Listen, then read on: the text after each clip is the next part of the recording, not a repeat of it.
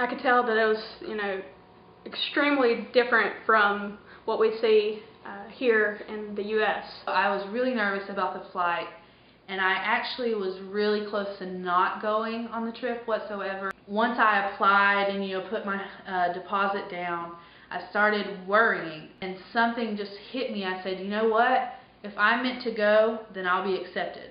I knew, and I had a feeling in my heart that that's what I was meant to do. So from that point on, I didn't care anymore about the money. My first impression of Nicaragua was wow. I got off the plane and onto the bus, and I knew that Nicaragua was going to change my life forever.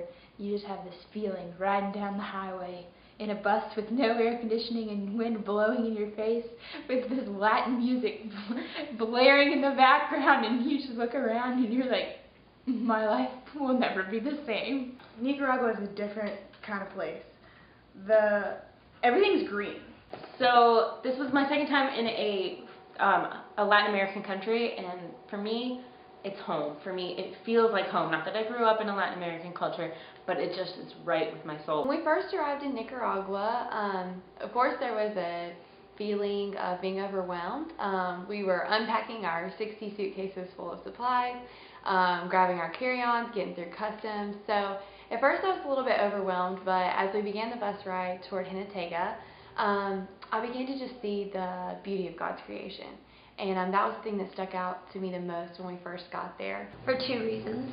One, because of the sheer beauty of it. It was gorgeous and super hot, which we're not really used to down here at the beginning of March. But everything there is just beautiful, and you can so see that God has been working there in so many ways. But well, on the other side of that, we're not used to the culture shock that we saw there.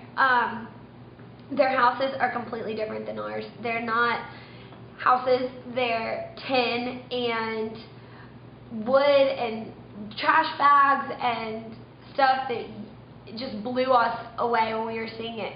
Also, there's a lot of animals running around, which was really funny because you'll be crossing the road and see a chicken. It was a huge shock for me. It's one of those things where you see commercials on television and people will tell you about it, and I've had tons of missionaries come to my church before, so I've seen lots of videos, lots of pictures, I've heard their stories. Like, I was prepared in that aspect, but you really don't understand it until you experience it firsthand.